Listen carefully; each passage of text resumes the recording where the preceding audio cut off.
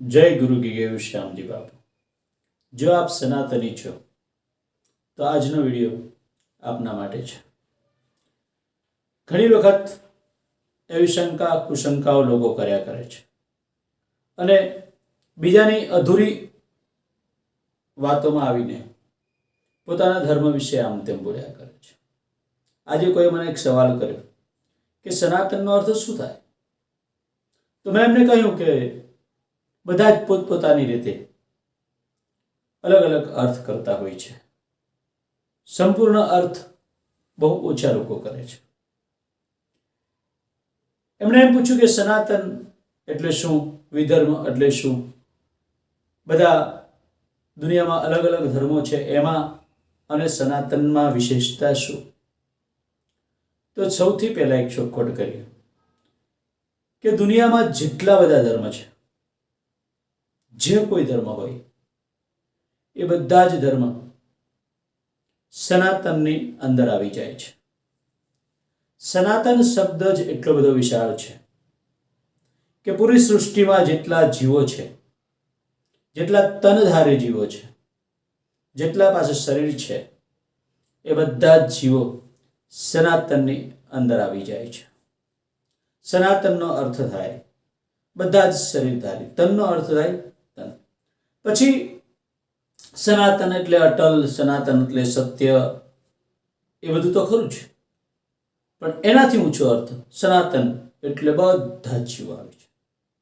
અને બધા જ જીવોનો ધર્મ શું છે તો કે સત્ય છે। એટલે જ આપણે કહેવાય છે કે સત્ય સનાતન ધર્મની છે। જ્યારે બીજા ધર્મો છે એ પોતપોતાની બુદ્ધિ પ્રમાણે અથવા તો જે પોતાના પ્રાંતમાં, પોતાના પંથકમાં, પોતાના એરિયામાં, પોતાના દેશમાં જેવી રીતે કોઈ મહાપુરુષે જન્મ લીધો અને મહાપુરુષે ત્યારે જેને જ્યાં જે યોગ્ય લાગ્યું એ કહ્યું અને એ પ્રમાણે એ ધર્મની સ્થાપનાઓ થઈ। સનાતન ધર્મ વૈદિક ધર્મ છે, ઋષિઓ મુનિઓનો ધર્મ છે। ઋષિ કહેતા વૈજ્ઞાનિક એવો અર્થ પણ થાય કે જેનામાં વિશેષ જ્ઞાન છે, જે સૃષ્ટિ માટે, સૃષ્ટિના કલ્યાણ માટે, જે હંમેશા પોતાનું જીવન અર્પણ કરી દે છે, કંઈક ને કંઈક નવું સંશોધન કરે છે અને એવું સંશોધન કરે છે કે અત્યારે અને આગળ જતા હજારો વર્ષ પછી પણ જે જીવ સૃષ્ટિને ફાયદો જ થાય એમ છે, એને ઋષિ કહેવામાં આવે છે। તો આ ઋષિ મુનિઓએ જે વૈદિક ધર્મ બનાવ્યા, એ વૈદિક ધર્મ વેદો પ્રમાણે, 6 શાસ્ત્રો પ્રમાણે, 12 ઉપનિષદ પ્રમાણે જે જીવનની જીવવાની જે રીત બતાવી એ ખરેખર અલૌકિક છે, દિવ્ય છે અને એની કોઈ જોડ નથી। એનો અર્થ એવો નથી કે બીજા બધા ધર્મ છે એ ખોટા છે, એ પણ સાચા છે, પણ એને સમજવામાં એ જે સમજાવવાવાળા માણસ હતા એ કંઈક સમજાવી ગયા અને સમજવાવાળા કંઈક સમજ્યા। કોઈ સનાતન ધર્મ છે એક જ એવો ધર્મ છે જેને હવે અત્યારે આપણે સનાતન કહીએ છીએ, જોકે પૂરી સૃષ્ટિ છે સનાતની છે। પછી કોઈ જુદા થઈને અથવા તો કોઈ એકાંતમાં કોઈ બીજા ઇલાકામાં રહેતા હોય, આપણે આગળ વાત કરી કે ભાઈ કોઈ પિતાશ્રી કહેતા હોય, કોઈ પપ્પા કહેતા હોય, કોઈ ડેડી કહેતા હોય, કોઈ અબ્બુ કહેતા હોય, એનાથી કંઈ ફરક નથી પડતો। 12 ગાવે બોલી બદલાય। આજે અહીં બીજું કંઈક કહે છે, એ બીજા રાજ્યમાં બીજું કહેતા હોય, એ બીજા અહીં કે આપણે ગુજરાતમાં સાસ કે, તો યુપીમાં મથ્થા કે એવું કંઈક કહે છે, તો ત્યાં જઈને ગુજરાતીઓ પૂછે કે ભાઈ મથ્થા નહીં, અમે તો સાસ જોઈએ, અમે તો સાસ જ દે। પેલા મથ્થા માટે માથાકૂટ કરે, એને સાસમાં ખબર નહીં પડે। તો એ છે ભાષાનો ફરક। પછી કોઈ ભૂમિ એવી નથી કે જ્યાં સંતે જન્મ ન લીધો હોય, તો કોઈ એવા પ્રાંતમાં જ્યાં વેદ અને ઋષિઓ ન પહોંચ્યા હોય, જ્યાં વૈદિક સંસ્કૃતિ ન પહોંચી હોય, આજે પણ ઘણા ગામડાઓમાં, આદિવાસી ગામડાઓમાં ભણતર નથી પહોંચ્યું, શિક્ષણ નથી. તો એવી રીતે જ્યાં વૈદિક સંસ્કૃતિ ન પહોંચી હોય, વૈદિક શિક્ષણ ન પહોંચ્યું હોય, એવી જગ્યાએ લોકો પરેશાન થતા હોય, ગમે તે ખાતા હોય, ગમે તે પીતા હોય, ગમે તેમ જીવતા હોય, અમાનુષિક કાર્યો કરતા હોય, તો ત્યાં કોઈ સંત પ્રગટ થાય. હવે ત્યાંની ભાષા અલગ હોય. આપણે અહીંયા ઈશ્વર કહેતા હોય, ત્યાં બીજું કંઈક કહેતા હોય, કોઈ ગોડ કહેતા હોય, કોઈ અલ્લાહ કહેતા હોય. તો એ શક્તિનું નામ આપીને, જે સર્વશ્રેષ્ઠ શક્તિ છે એનું પોતપોતાની રીતે નામ આપી અને ત્યાંના લોકોને એમને સમજાવ્યું કે જીવન આવી રીતે જીવાય. હવે રહી વાત કે ત્યાંની જીવન શ્રેણીમાં અને અહીંની જીવન શ્રેણીમાં કેમ ફરક બતાવ્યો? કંઈક ફરક નથી. ફરક બીજા બધા ધર્મોની અંદર સ્વર્ગ અને નરક સુધીની વાત કરી છે, જ્યારે સનાતનમાં મોક્ષ સુધીની વાત કરી છે. સ્વર્ગ અને નરક તો છે જ, પણ સનાતનમાં મોક્ષ સુધીની વાત કરી છે. તો મોક્ષ મેળવવા માટે શું કરવું, કેવી રીતે જીવવું, શું ખાવું, શું ન પીવું, સંયમ, નિયમ, એ બધું જ બતાવ્યું છે.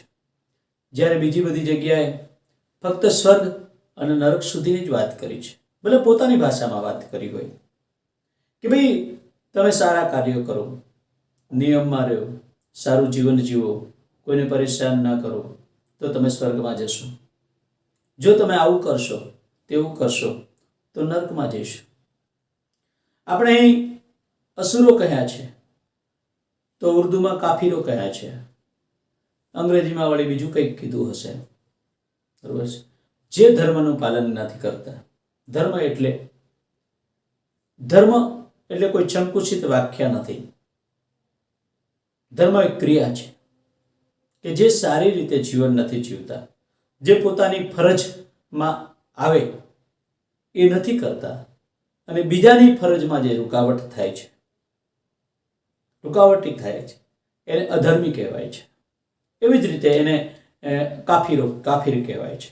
પછી અણસમજ લોકોએ, જેને ખબર નથી પડતી, અને બનેલા નેતાઓ, બની બેઠેલા ગુરુઓ, એ લોકોએ પોતપોતાની રીતે સમજાવી દીધું. બધા જ ધર્મોમાં જેને ખબર નથી પડતી એવા લોકો જ બાપ બનીને બેસી ગયા, અને એ લોકો ભટકાવે કે આટલું જ સાચું, અમે જેટલું કહીએ છીએ એટલું જ સાચું, આ બધું ખોટું, આ સાચું, આ ખોટું. ખરેખર કળિયુગનો પ્રભાવ થયો અને બધા જ ભટક્યા. સનાતન ધર્મ મોક્ષ સુધી લઈ જાય છે. મોક્ષ સુધી જે ધર્મ લઈ જાય છે, પછી હવે જે પાત્ર હોય એને એવી રીતે પીરસાય.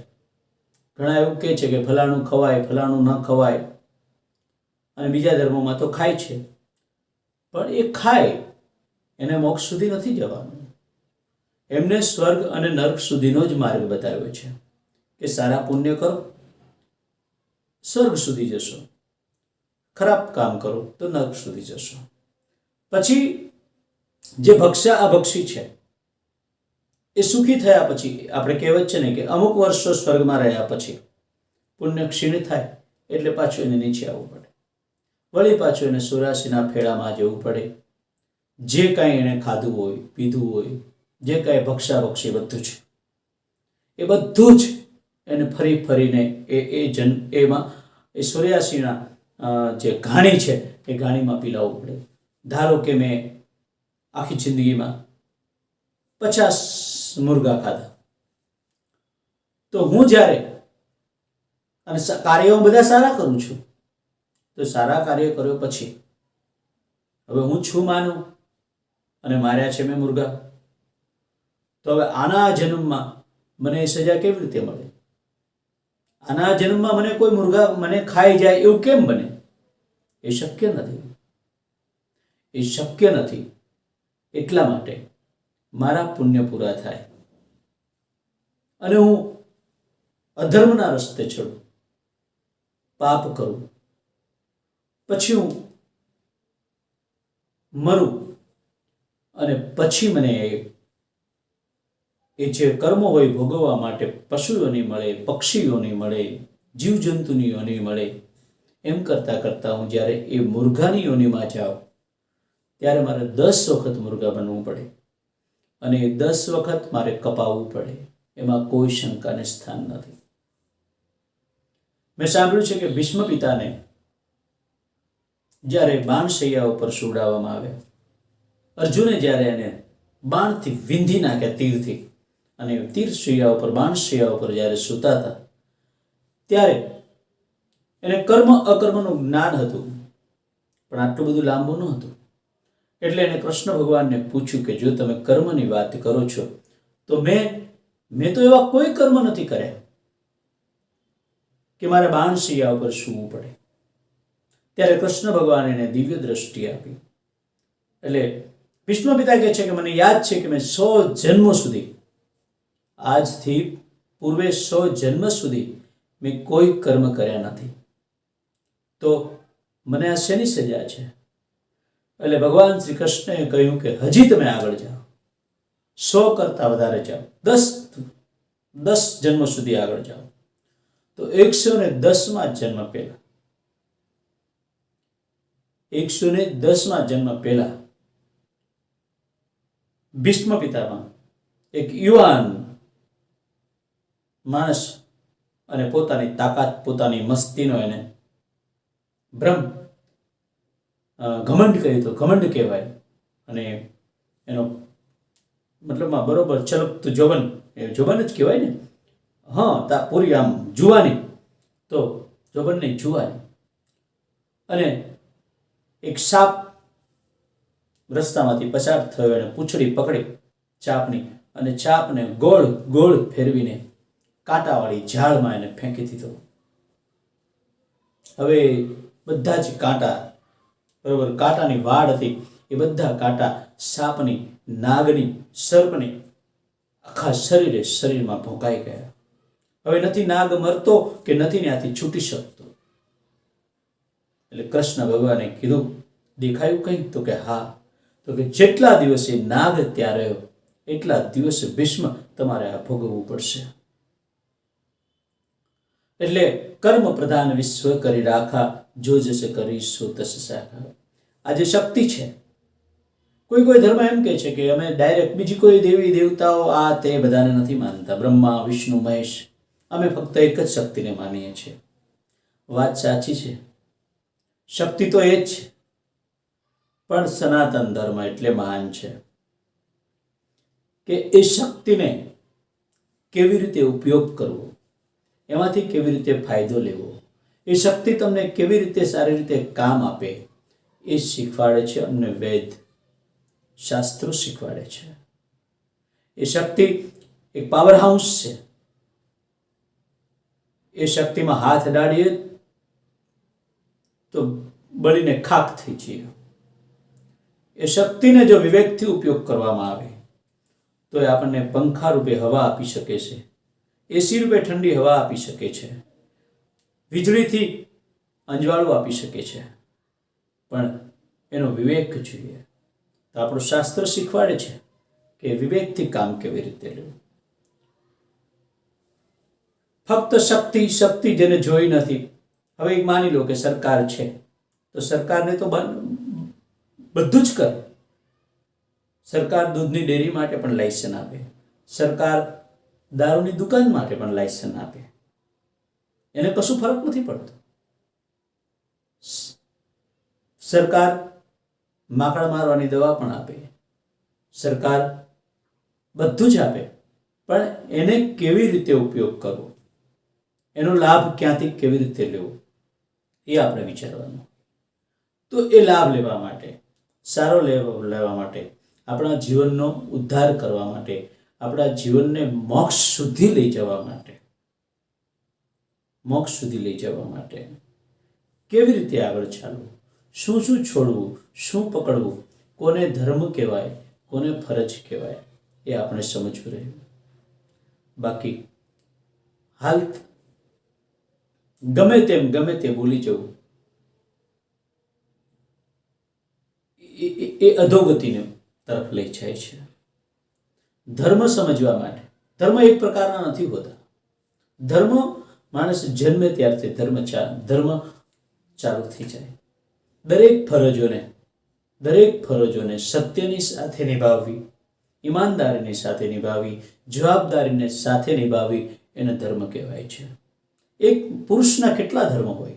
એક પુત્ર તરીકેનો ધર્મ હોય, પતિ તરીકેનો ધર્મ હોય, પિતા તરીકેનો ધર્મ હોય, ભાઈ તરીકેનો ધર્મ હોય, મિત્ર તરીકેનો ધર્મ હોય, પડોશી તરીકેનો ધર્મ હોય.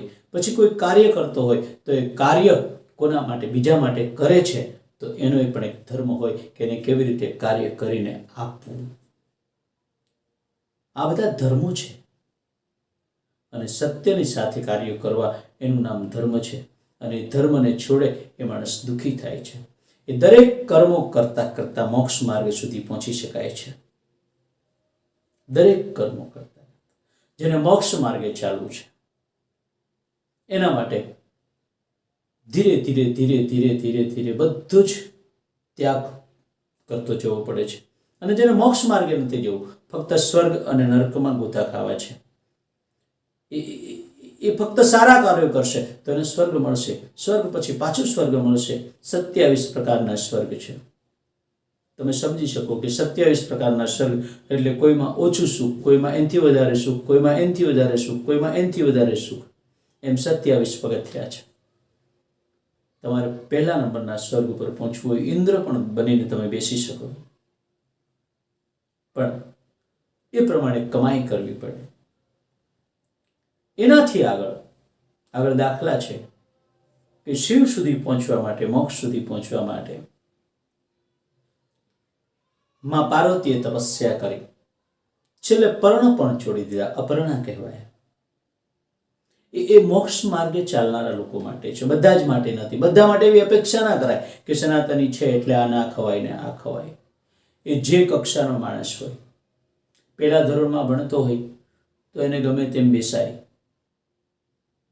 ક્લાસમાં, ગમે તે ખવાય, બગાસા ખવાય, બધું કરાય, બધું રમાય. એને રમકડા આપવા પડે, રમો. રડે તો સાના રાખવા પડે, સંડાસ બેસી જાય તો સાફ કરવું પડે. એ પહેલા ધોરણના ક્લાસના વિદ્યાર્થી છે. એના માટે બધું જ ચાલે. બીજા વર્ગનો ક્લાસના વિદ્યાર્થી આવે તો થોડુંક સેન્સિટિવ થાય, થોડુંક કાયદા નિયમમાં થાય. એમ કરતાં 10મામાં સાયન્સમાં પહોંચે તો એકદમ જડબે ચલાક. હવે તમારે કંઈ ના ચાલે, કેમ કે અહીંયાથી તમારે માર્ગ નક્કી કરવાનો છે, ક્યાં જવું છે, તમારે કયા સ્વર્ગમાં જવું છે કે પછી એનાથી આગળ જવું છે. એમ પછી એનાથી આગળ જાઓ તો એનાથી કડક, અને પછી તમારામાં સહજતા આવી જાય. એટલે થોડું આમ તેમ કે છે ને, જ્ઞાન થઈ ગયા પછી ચાલ, પછી કોઈ કાર્ય લેપાતા નથી. જેવી રીતે કૃષ્ણ ભગવાનને 1600 રાણી હતી, પણ છતાંય સંન્યાસી હતા, બ્રહ્મચારી હતા. અને એમની સામે જે પેલા ઋષિ હતા, એટલું બધું ખાતા હતા, સદાય ઉપવાસી હતા. એમ પછી એને કોઈ કર્મ લેપતા નથી, કોઈ લેપી શકતા નથી કર્મ. એટલે જેને જે ક્લાસમાં જવું હોય, મોક્ષ માર્ગે ચાલવું હોય, એને બહુ ધ્યાન રાખવું પડે છે. અને સનાતન સંસ્કૃતિ એક જ એવી સંસ્કૃતિ છે જેને સનાતન કહીએ છીએ, બાકી તો બધી જ સનાતની છે. હવે હિન્દુસ્તાન પૂરતી મર્યાદિત રહી છે એટલે હિન્દુ સંસ્કૃતિ કહી શકાય. પણ ખરેખર તો હિન્દુસ્તાનમાં રહેવા વાળો દરેક માણસ હિન્દુ છે. કેમ કે જો અમદાવાદમાં રહેવા વાળો અમદાવાદી હોય, સુરતમાં રહેવા વાળો સુરતી હોય, મહારાષ્ટ્રમાં રહેનારો મરાઠી હોય, બિહારમાં રહેનારો બિહારી હોય, તો પછી હિન્દુસ્તાનમાં રહેવા વાળો દરેક માણસ હિન્દુસ્તાની છે. પછી ભલે એ પોતાને હિન્દુસ્તાની ન ગણાવે, પણ એ છે હિન્દુસ્તાની છે. બહારથી આવેલા 2-5 માણસો હશે, બાકી તો બધા જ આમાંથી ને આમાંથી રંગાયેલા છે. આમ તે પોતપોતાની સમજણ પ્રમાણે વિખાયા, પોતપોતાની સમજણ પ્રમાણે વર્તે. અને આવો વૈદિક માર્ગ જે મોક્ષ સુધી લઈ જાય છે, એ માર્ગથી લોકો ભટકે છે. ખરેખર વૈદિક માર્ગ એ શ્રેષ્ઠ માર્ગ છે. ભલે કોઈ પણ નામથી ઈશ્વરને ભજતા હોય, ભલે ગોડ કેમ નથી કહેતા? જો ગોડનું કેટલું સરસ નામ છે કે જનરેટર, ઓપરેટર, ડાયરેક્ટર એવું કંઈક છે. એ લોકો કોઈ નામ આપી શક્યા નથી. એટલે એને એમ કહ્યું કે ભાઈ આ એક અદ્રશ્ય શક્તિ છે જે આ વિશ્વને ચલાવે છે.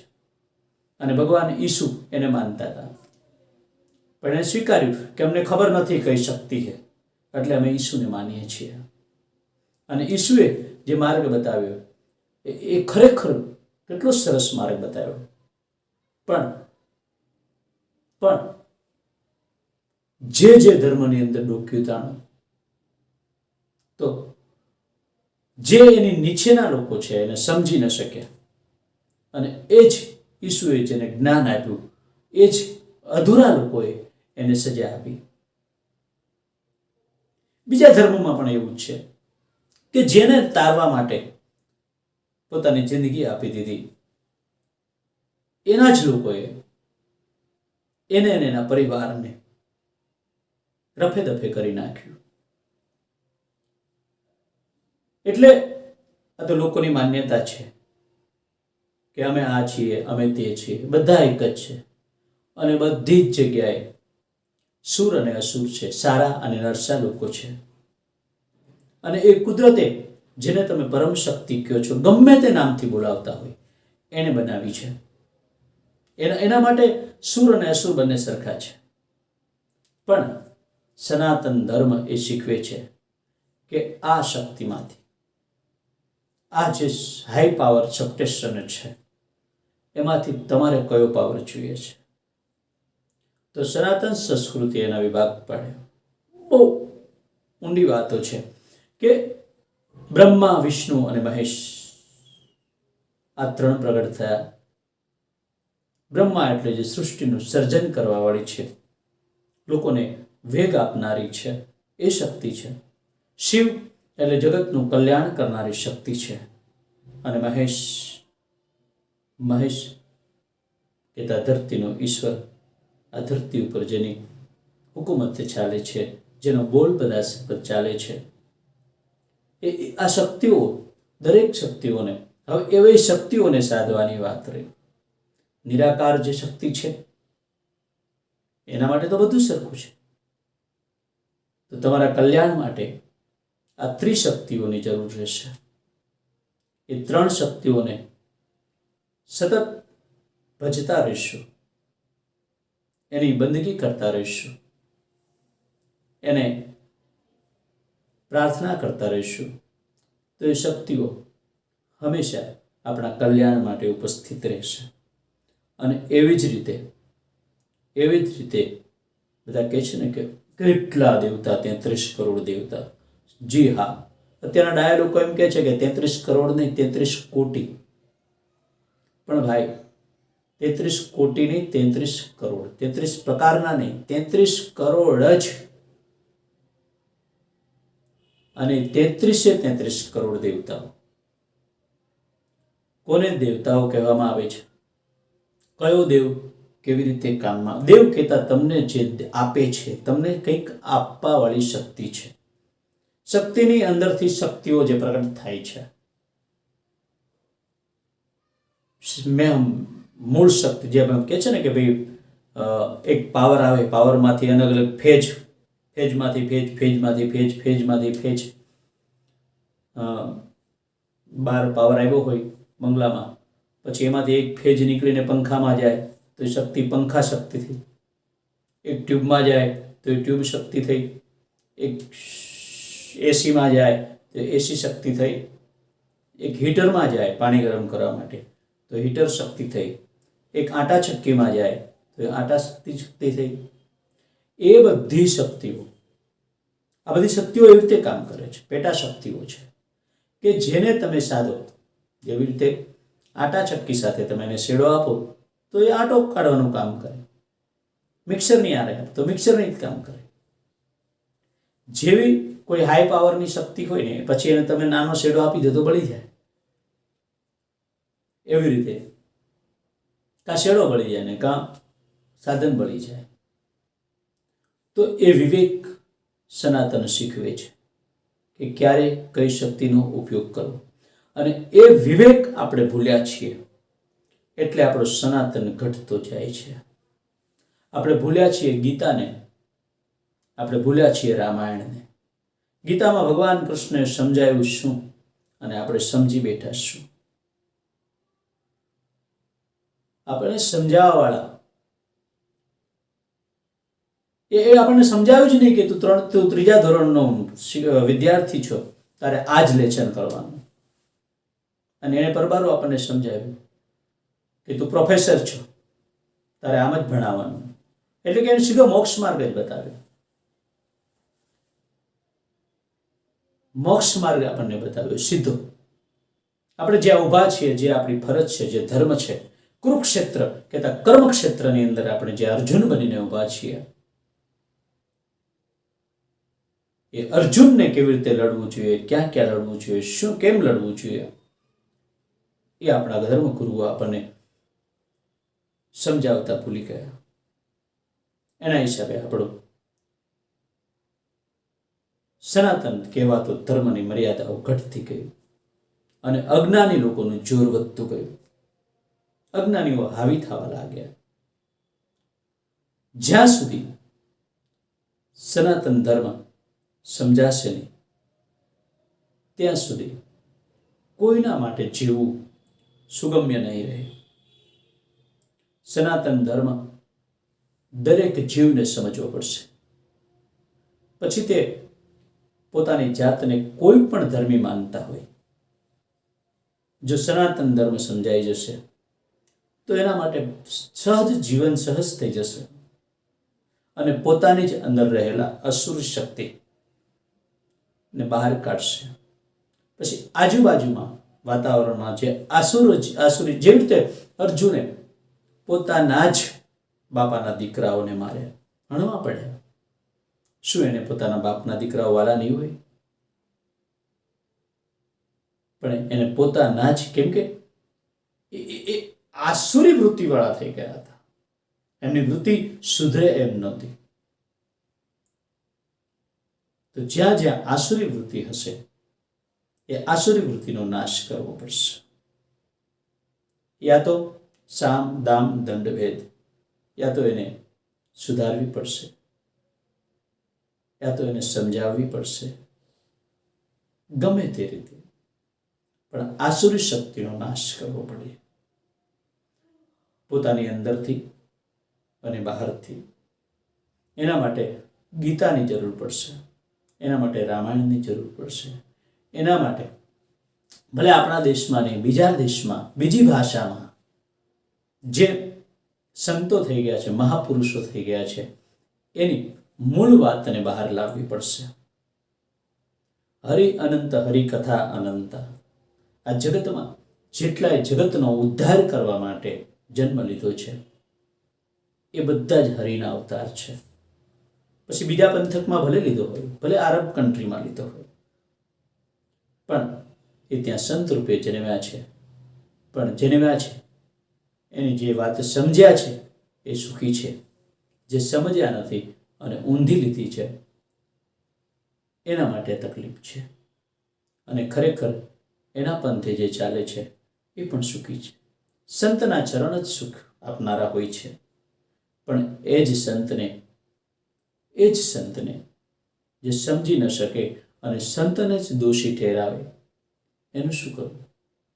એટલે સનાતન સમજાવવા માટે તો વર્ષો સુધી જતા વયા જાય. પણ આપ સૌને એક પ્રાર્થના છે આ વિડીયોના અંતે કે સનાતન વિશે કોઈ પૌરાણિક જ્ઞાન નથી, ઓછું છે, વાંચ્યા નથી, પણ ઈશ્વર કૃપા કરી છે અને ઈશ્વર જે બોલાવે છે એ પ્રમાણે આપ સનાતન વિશે અને સનાતનની વિશેષતા વિશે, આધ્યાત્મિકતા વિશે, ધર્મ વિશે આપના મનમાં જે કંઈ આવે એ આપ મને કોમેન્ટમાં પૂછી શકો છો. અને જો મને ઈશ્વર કૃપા કરશે તો આપને સંતુષ્ટ થાય, આપ સંતુષ્ટ થાવ એવા જવાબ આપવાની હું કોશિશ કરીશ. જય ગુરુ ગીગેવ શ્યામજી બાપ.